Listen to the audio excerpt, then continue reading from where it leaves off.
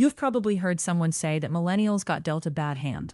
And while it might sound like an excuse, the numbers tell a very different story. This isn't about laziness or participation trophies. This is about timing. Specifically, the catastrophic timing of being born between 1980 and 2000, which put you squarely in the crosshairs of not one, but two of the worst economic catastrophes in modern history. Let me explain why that matters so much. When you're in your 20s and 30s, you're making the most important financial decisions of your life. You're graduating from school, you're entering the job market, you're building your first career, you're deciding whether to buy a home, you're starting to invest and save for retirement. These are the years when the power of compound growth is on your side. A dollar you earn at 25 is worth substantially more at 65 than a dollar you earn at 45. It's not just about the money itself, it's about the decades of growth ahead. Now imagine that during this critical window, the entire economy collapses. Twice. That's not a minor setback. That's a fundamental disruption of the entire wealth-building timeline. And that's exactly what happened to millennials. Let's start with 2008. The financial crisis hit hard, and it hit fast. The stock market plummeted.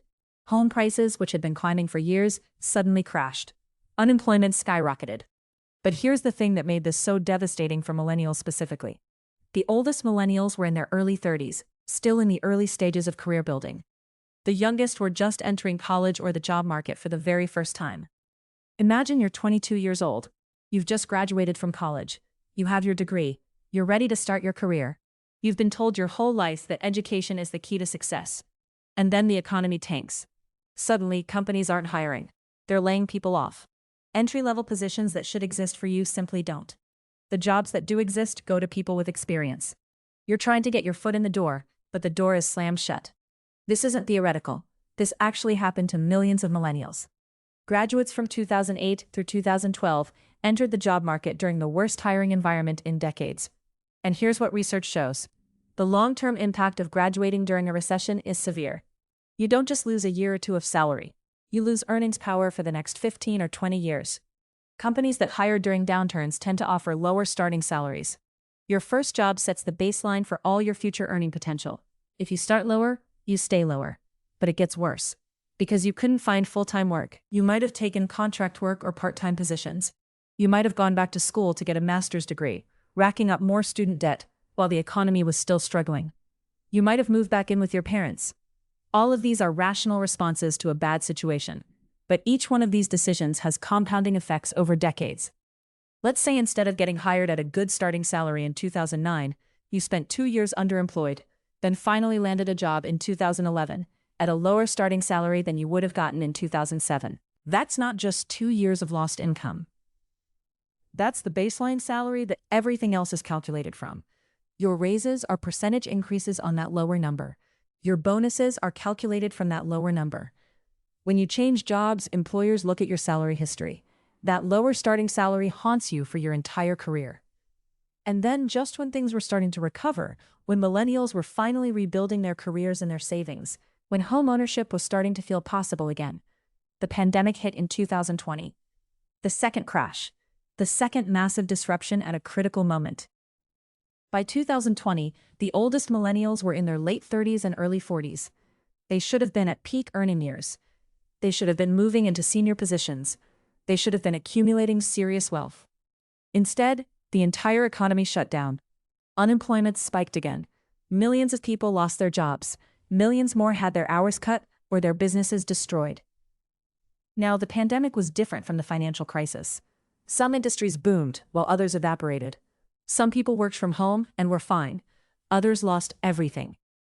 And yes, some millennials actually did well during the pandemic. But on the whole, for the generation, the timing was brutal. Just as you were approaching your peak earning years, your peak career moment, everything got disrupted again. And here's what makes this so mathematically significant. Let's think about compound growth. If you earn an extra $50,000 in your early 30s, and that money grows at an average of 7% a year until you're 65, that single year of lost earnings costs you nearly $3 million. That's not exaggeration. That's compound math. Now multiply that across millions of people losing years of earnings, opportunities, and growth. The research backs this up. Studies of the 2008 recession found that college graduates who entered the job market during the crisis earned about 5% less in the short term. But over their lifetime, the damage was much worse. Some estimates suggest losses of around $200,000 per person over a 30-year career. And that was just from the financial crisis. Add on the pandemic disruption a decade later, and you're looking at even more severe long-term impacts. But it's not just about direct income loss, it's about the ripple effects. If you graduated during the recession and couldn't get a good job, maybe you couldn't save for a down payment on a house as early as you should have. Maybe you bought a home a few years later than you would have, paying higher prices. Maybe you didn't buy a home at all, missing out on one of the primary wealth-building mechanisms in America. If you were already behind on retirement savings because of the job market, the financial crisis also meant that the retirement accounts you did have lost value. You were buying fewer stocks because you had less income, and the stocks you did own were worth less. Double hit. Then there's the psychological impact, which is hard to quantify, but very real. When you enter the job market during a crisis, you develop a scarcity mindset. You take the first job you can get. You're grateful for it. You don't negotiate as hard. You don't quit when you should, because you're afraid of not finding something else. You accept lower wages and worse conditions because you're just relieved to have employment. Even years later, even when the economy recovers, some people never fully shake that fear. They never take the risks they should. They never push for the raises and promotions they deserve. And then there's the student debt issue, which really compounds the problem. Millennials were told that education was essential. They took out massive student loans to get college degrees and graduate degrees. During the financial crisis, they were trying to pay these loans back while earning less money. Many people went on income-based repayment plans, which meant their loans grew larger because they couldn't afford to pay them down. Even today, many millennials are still carrying substantial student debt, which limits their ability to save, invest, and build wealth. Now, I want to be clear about something. This isn't about victim status. It's not about making excuses. It's about understanding the actual structural forces at play. Being behind financially as a millennial isn't a personal failure. You're not lazy, you're not irresponsible. You were dealt a genuinely difficult hand by timing. And acknowledging that isn't weakness, it's honesty. There's a tendency in our culture to attribute everything to individual effort. If you're wealthy, you worked hard. If you're struggling, you didn't try hard enough. But economics doesn't work that way. Two people with identical abilities and work ethic can have dramatically different lifetime earnings based purely on when they happen to enter the job market. That's not a personal statement. That's just how compound growth and market timing work. But here's the thing. Understanding this problem is actually the first step toward fixing it. Because if we acknowledge that timing is the issue, then we can make policy changes that buffer people from these kinds of shocks. We can make unemployment benefits more generous. We can make it easier for young people to access capital. We can reform student loan policies. We can create job programs specifically targeted at young people entering a bad job market. We can make it easier to start businesses when employment opportunities don't exist. Some countries have already done this. Germany, for instance, has much more robust apprenticeship and training programs that help young people build careers even during downturns. Nordic countries have more generous unemployment benefits and stronger social safety nets. They're not perfect, but they recognize that young people shouldn't have their entire lifetime earning potential decimated because of the timing of when they were born.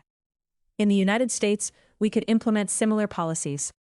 We could reform housing policy to make it easier for young people to buy homes and build home equity, especially after being priced out for years during recovery periods. We could invest more in education and training programs that help people adapt to changing job markets. We could reform the financial system to prevent the kinds of crashes that wipe out retirement savings at critical moments. We could also be more honest about this problem. Millennials shouldn't be told that they're failing because they're not buying houses and starting families at the same age their parents did. The reason isn't because they're spending their money on coffee and avocado toast. The reason is that they're dealing with higher education costs, higher housing costs, lower wages for entry-level positions, and the economic fallout from two major crises. That's not a personal failing. That's a structural problem. For individuals right now, there are strategies that can help mitigate some of this damage. If you're a millennial who got hit by these crises, you can't change the past. You can't get back the years you lost or the lower starting salary you accepted. But you can be intentional about your future. You can be more aggressive about negotiating salary as you move jobs. You can prioritize building skills that are in high demand. You can invest heavily in your career development. You can take calculated risks that people with less to lose sometimes don't take. You can also be realistic about what's possible. Some of the damage is real and permanent. The math of compound growth means that years lost in your 20s and 30s genuinely cost you money forever. But decades of earnings still lie ahead. Over the next 20 or 30 years, you can still build substantial wealth if you're intentional about it. It's not the same as if you'd had a normal career path, but it's not hopeless either. What we really need, though, is systemic change. We need policymakers to recognize that you can't just let the economy crash and expect young people to absorb all the long-term costs. We need stronger guardrails. We need better support systems. We need to value the future more and the short-term profits less. The lost generation of millennials didn't fail. They were failed by timing and by systems that weren't designed to protect them. Acknowledging that isn't making excuses. It's being honest about reality. And that honesty is essential if we're ever going to fix these problems and make sure that the next generation doesn't face the same devastating long-term consequences.